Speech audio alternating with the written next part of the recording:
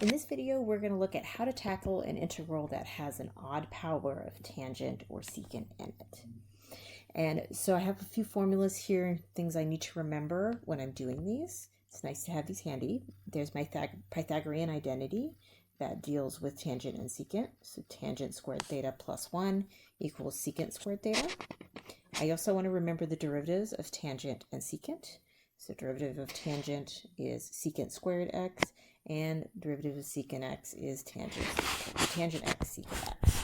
So these are often going to come in handy when doing these problems. So let's do this example here. I have secant of x to the 9th power times tangent to the 5th power.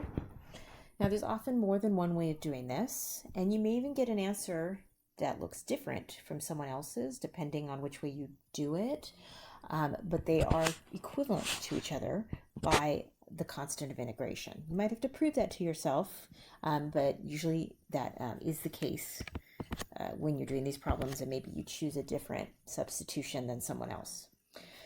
For this problem, I'm going to focus on the tangents and swap one of those out.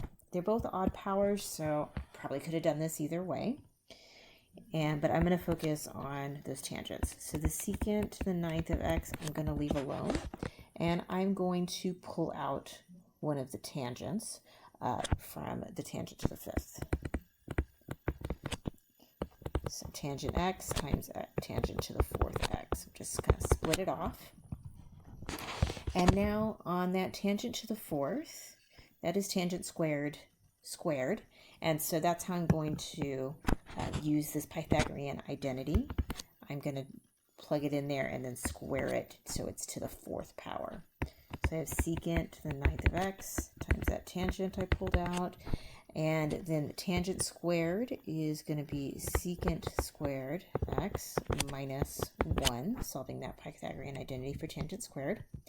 And so that takes care of a tangent squared, and I'm going to square that so that it was to the 4th power. Okay, so now I'm ready to do a substitution here. And again, I always want to pick the substitution as being whatever ended up in those parentheses, the thing I swapped out from the Pythagorean identity.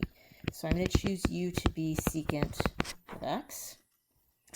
And so derivative of u would be secant x tangent x dx. And now I can come over to my integral and start swapping everything out. Now, looking at this secant to the 9th, I'm going to need one of those secants when I replace the dx with du.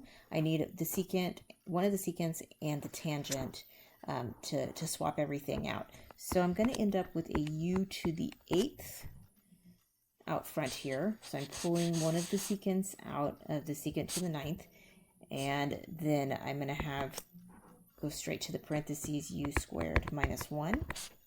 And then when I take out that dx, I'm plugging in the du in place of the dx, one of the secants, and the leftover tangent over here. So now I have a nice polynomial to work with. And oh, I almost forgot the square on those parentheses there. And so I'm going to have to start distributing this out. So I'll leave this u to the 8th alone for a second. And I'm going to distribute out this u squared minus 1. You might want to pause the video to work this out. I'm going to go through it relatively quickly. This would give me u to the 4th minus 2u squared plus 1 if I square out that binomial squared. And then from there, I'm going to distribute the u to the 8th into that. So that's going to be u to the 12th minus 2u to the 10th plus u to the 8th du. And it's just power rule from here to integrate this.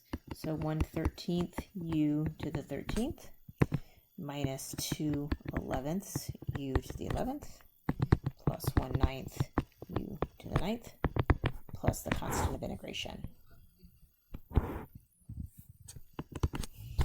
And then just swap the u's back out for the secant x, and we'll have our final answer. So 1/13 secant to the 13th x minus 2/11 secant to the 11th of x plus 1/9 secant to the 9th of x plus c. And there's our answer.